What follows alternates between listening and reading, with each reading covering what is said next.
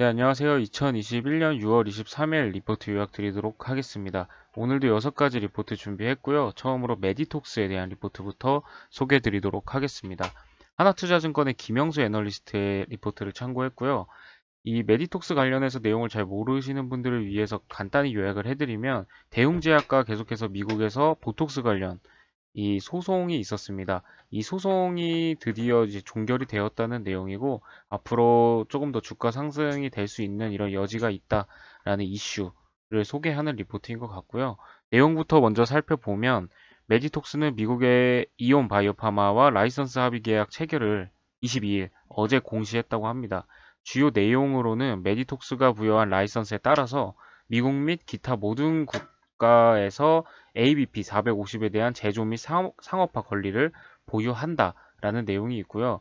두 번째로는 15년 동안 라이선스 제품의 순 매출에 대한 로열티를 지급한다라는 내용도 포함이 되어 있습니다. 또 캘리포니아 중부지방 법원에 제기한 영업비밀 도용 관련 소송도 취하하기로 그렇게 합의를 하였다고 하네요.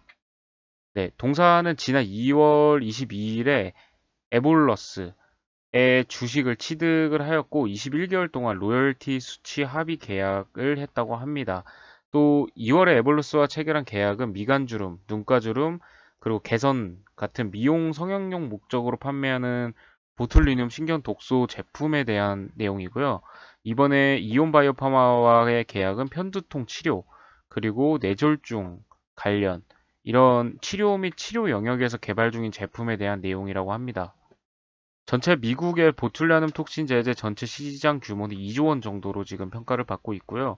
두 건의 계약으로 동사는 3,500만 달러의 선불금과 함께 미국 내 보툴리눔 톡신 제제를 판매하는 금액 중 일부를 로열티로 수령할 예정이라고 합니다.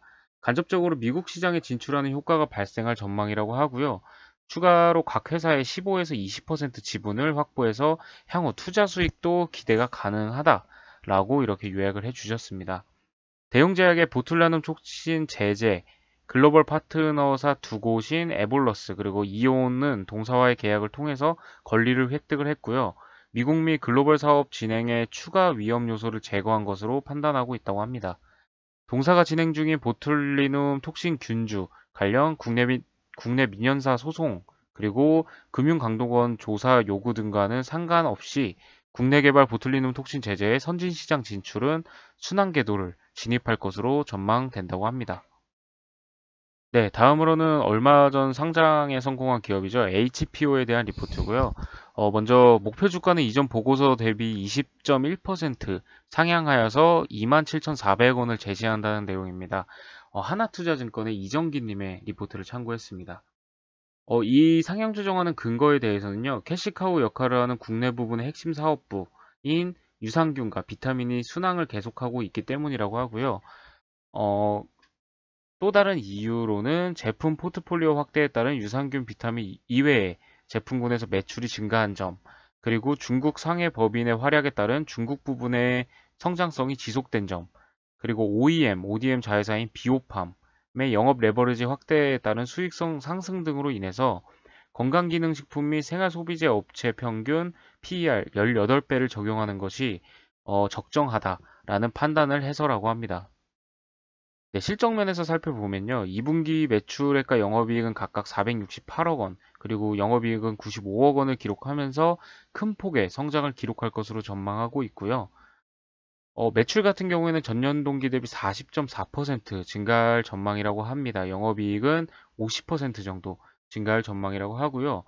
유산균과 비타민의 매출액은 전년과 비슷한 수준으로 전망이 되고 있으나 제품 포트폴리오 다각화로 인해서 기타 건기식 판매 확대로 기타 제품군의 매출액은 지난해 2분기 30억 원에서 올해 2분기에는 101억 원으로 성장을 견인할 전망이라고 합니다. 중국 법인 내용을 한번 살펴보면요. 올해 중국 상해 법인의 매출액은 128억을 기록하면서 지난해 매출액 80억 원을 크게 상회할 전망이라고 합니다. 상해 법인의 매출액은 대부분 유기농 밀크 파우더로 성장기 아동용 파우더 하이엔 고고라는 제품의 매출액이라고 하고요. 또 예전에 락앤락의 중국 마케팅을 담당했던 인력들이 스카우트 되면서 상해 법인의 성장성에 대한 신뢰도가 높다고 판단한다 라고 이렇게 요약을 해 주셨습니다. 네, 다음은 하나금융투자의 정민구님의 리포트를 참고한 도이치모터스에 대한 리포트고요.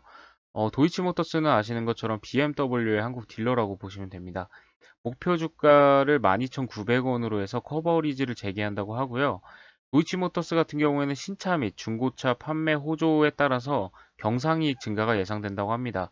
또 2021년에 도이치 오토월드 운영이 본격화되면서 사업부 간의 시너지가 극대화될 전망이라고 하고요. 또 도이치 아우토, 포르쉐 관련이죠. 의 브랜드 확장 또한 성공적으로 이루어지면서 멀티 브랜드 딜러로 성장하고 있다고 합니다. 향후에 고수익 사업부인 도이치 오토월드 그리고 파생 사업의 수익 비중이 증가함에 따라서 밸류에이션 리레이팅 또한 가능하기 때문에 지속적인 관심이 필요한 기업이다 라고 평가를 하고 있습니다. 실적 면에서 한번 살펴보면요.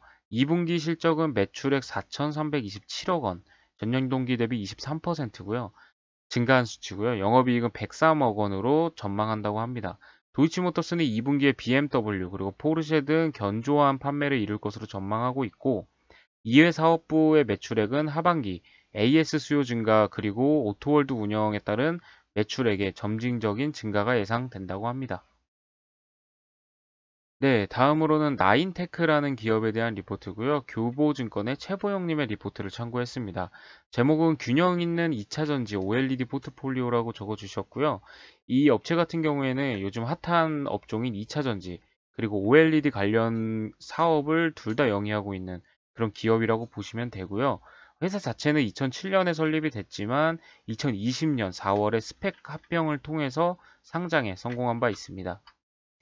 네, 2010년에 LCD, OLED 진공 설비를 개발한 바 있고요. 또 2016년에는 배터리 라인 워싱 개발을 통해서 디스플레이 시장에서 배터리 시장으로 전방 산업의 다변화를 진행한 바 있습니다.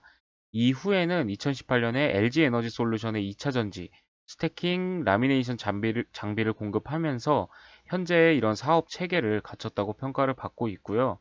2020년 기준으로 봤을 때 매출 비중은 2차 전지 장비 사업이 47%, 그리고 디스플레이 장비가 36% 정도를 차지하고 있습니다.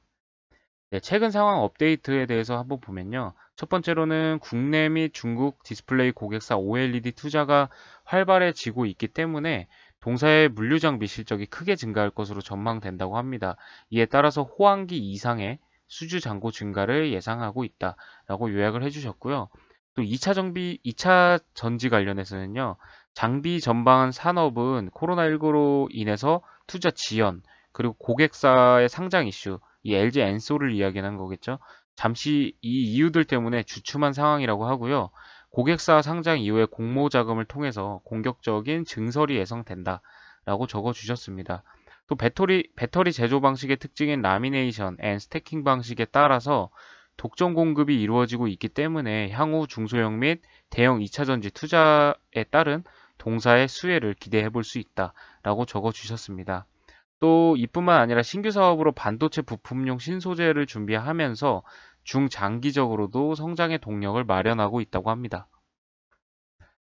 네, 코로나19로 2차 전지 장비 수주 잔고가 감소하고 있지만 OLED 대규모 투자로 하반기 관련 실적 성장이 전망되기 때문에 양 사업부 간 균형 있는 포트폴리오가 빛을 발하는 시기라고 하고요.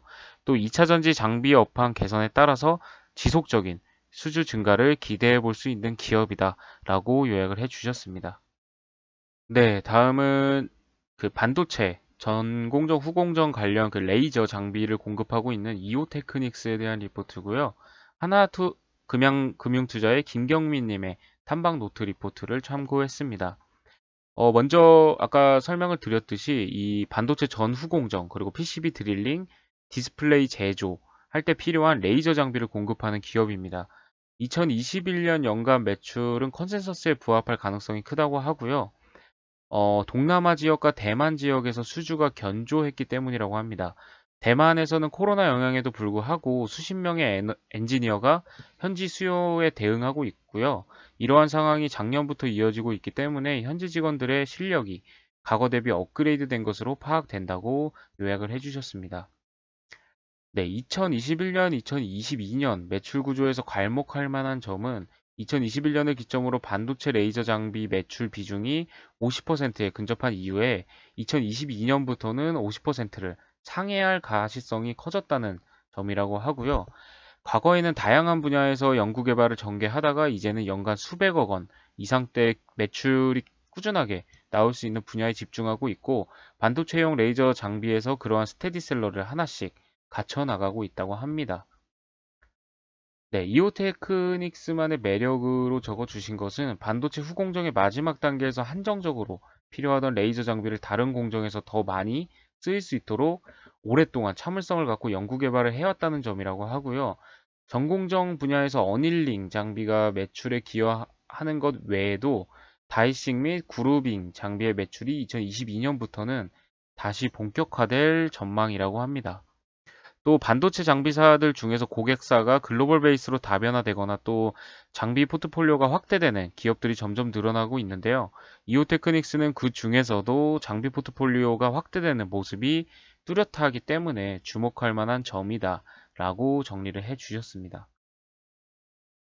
네, 다음은 방탄소년단 BTS의 종목이죠. 하이브에 대한 리포트고요. 이베스트 투자증권의 안진아님의 리포트를 참고했습니다.